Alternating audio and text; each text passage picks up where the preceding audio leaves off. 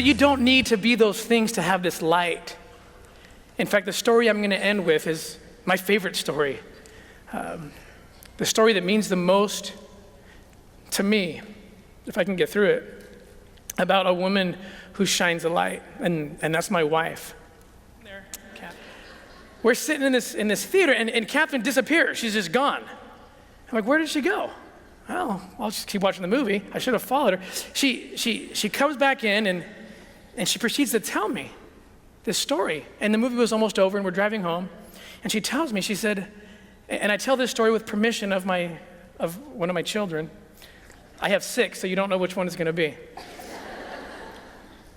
She said, she named this particular child, and she said,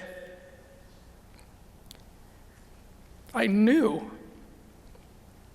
in that moment that I left that he or she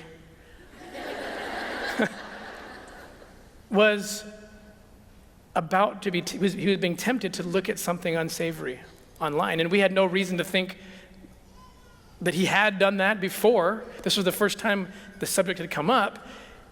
And we're driving home, and I thought, what? Did you? And she didn't say anything to him except she called him, he picked up the phone, and they just talked. She didn't need to say anything. We got home, and she's telling me the story as we're driving. I'm like, are you sure that's what you felt? You think that's what happened? She's like, I know that's what happened. We get out of the car, we get into the house, and uncharacteristic of my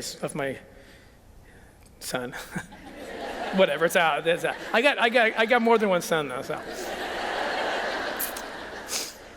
He comes to my wife, and again, they say nothing to each other. He just starts to cry. And they just hug each other, and they know exactly what happened. And I'm just kind of stunned watching this, and they kneel down and they pray together. My first thought was a little selfish. I thought, okay, at that point in the movie, when she left, I got zeros. Like, where were my angels on that one? I had nothing. But I was so grateful that my wife did. And after this experience, she told me, and tearfully, she said that she prays every night that she will have the ability and she'll be ready with that light in case she needs it. And she needed it. And she used it, even though it was sending light through a receiver of a cell phone. She sent that light through there and knocked out the darkness. Light and darkness can never share the same place at the same time.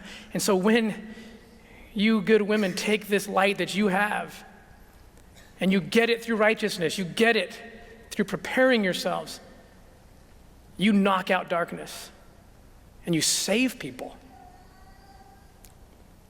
It is my testimony that you will feel the truthfulness of this principle, of the light that you have. Christ is the light. We know that. He's the way, the truth, and the light. And you are his light bearers. He has given you the commission to take that light and knock out the darkness. And it is my prayer that you will use this light and that you will use it to save us all. And